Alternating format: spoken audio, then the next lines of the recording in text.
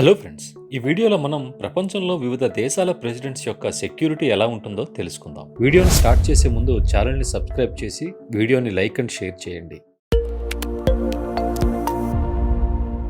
Uruguay president హోసే ముయ్యాక్ ఈ ప్రపంచంలోనే poorest president అని చెప్పవచ్చు. అంతేకాదు, అసలు సెక్యూరిటీ లేకుండా తిరిగే ప్రెసిడెంట్ కూడా ఈయనే. వినటానికి వింతగా ఉండవచ్చు, కానీ ప్రెసిడెంట్గా వచ్చే సంపాదన, ప్రెసిడెన్షియల్ ప్యాలెస్లో ఉండే అవకాశం అన్నీ పక్కన పెట్టి ఒక సాధారణ పౌరుడిగా చిన్న ఇంట్లోనే నివసిస్తారు. ఆయన నడిపే కారు కూడా చాలా పాత కారు. ఆయన 1987 వోక్స్ వ్యాగన్ బీటిల్ కారు వాడతారు, అది కూడా ఎటువంటి సెక్యూరిటీ లేకుండా. ఫ్రాన్స్ ప్రెసిడెంట్ ఇమాన్యుయల్ మ్యాక్రాన్ ఎక్కడికి వెళ్ళినా ఫుల్ సెక్యూరిటీ ఉంటుంది. సందర్భాన్ని బట్టి ఈ సెక్యూరిటీ వాళ్ళు ప్రొటెక్ట్ చేస్తూ ఉంటారు. నడిచి వెళ్ళినప్పుడు బాడీ గార్డ్స్, సైకిల్స్ మీద, బైక్స్ మీద, మిలిటరీ వెహికల్స్, ఇలా అన్ని రకాల ప్రొటెక్షన్ ఉంటుంది. అయితే అప్పుడప్పుడు జనాలు ఈయన్ని లెంపకాయలు కొట్టడం, మొహం మీద గుడ్లు కొట్టడం, టమాటాలు కొట్టడం లాంటివి మనం చూస్తూ ఉంటాం. ఒక్కోసారి ప్రెసిడెంట్లను కాపాడటం సెక్యూరిటీ వాళ్ళ వల్ల కూడా కాదు. జపాన్ దేశం యొక్క longest serving prime minister Shinzo Abe విషయంలో ఇదే జరిగింది. నిజానికి ఈయన సెక్యూరిటీ చాలా పకడ్బందీగా ఉంటుంది. ఆయన కారుతో పాటు చాలా మంది గార్డ్స్ ఉంటారు. కానీ ఒకానొక సందర్భంలో, అంటే 2022 సంవత్సరం, ఒక క్యాంపెయిన్లో స్పీచ్ ఇస్తుండగా ఒక అజ్ఞాత వ్యక్తి కాల్చి చంపేశాడు. ఫిలిప్పీన్స్ మాజీ ప్రెసిడెంట్ రోడ్రిగో డుటెర్టే. ఈయన్ని ఫిలిప్పీన్స్ ప్రజలు ద పనిషర్ అని పిలుస్తుంటారు, ఎందుకంటే ఈయన చాలా క్రూరంగా బిహేవ్ చేస్తాడు.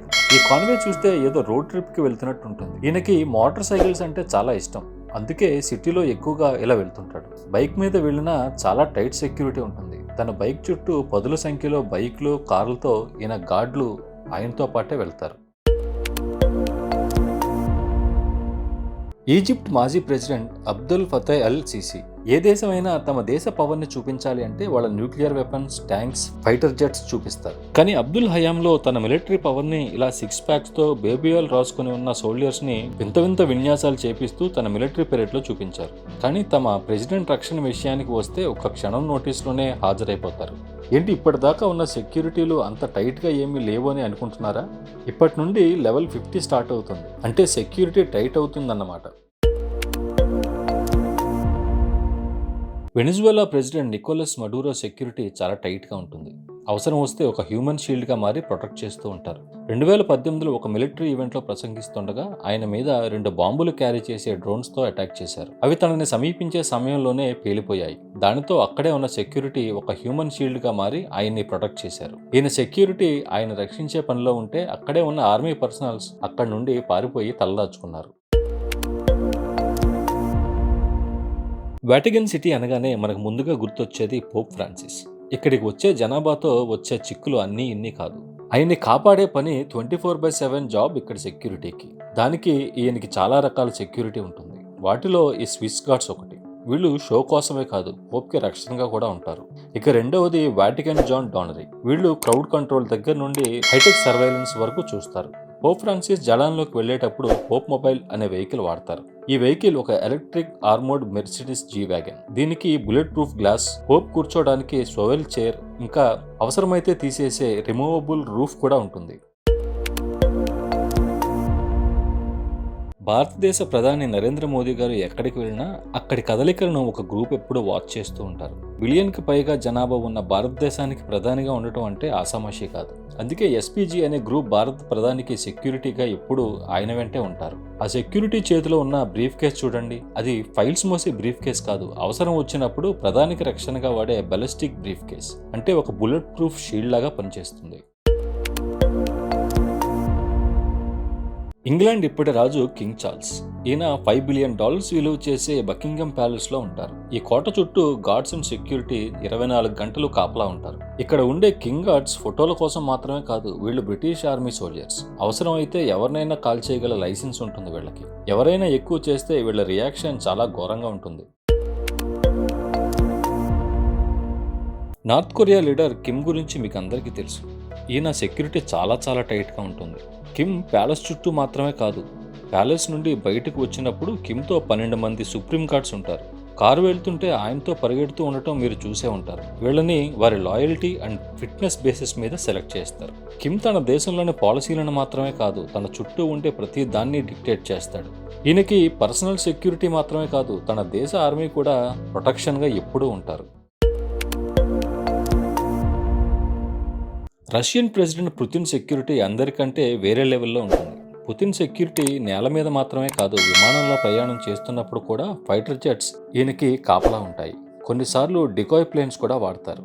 ఇక నేల మీద ప్రయాణించినప్పుడు మోటార్ కేడ్ ఉంటుంది.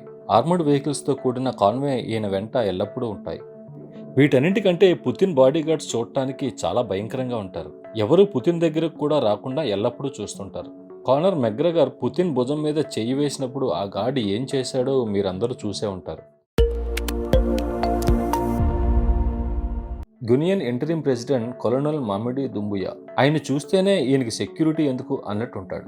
ఈయన గునియన్ ప్రెసిడెంట్ మాత్రమే కాదు, ఆ దేశ ఆర్మ్డ్ స్పెషల్ ఫోర్సెస్ కి లీడర్ కూడా. మామిడి ఎక్కడికి వెళ్ళినా ఆ దేశ ఆర్మీ ఆయనతోనే వెళ్తుంది. వెళ్ళడమే కాదు, వాళ్లతో ఒక యుద్ధానికి సరిపడా టాక్టికల్ గేర్ తీసుకువెళ్తారు. పీస్ఫుల్గా గ్రామంలో నడిచేటప్పుడు కూడా ఫుల్ ఫోర్స్ ఆయన వెంటే ఉంటుంది.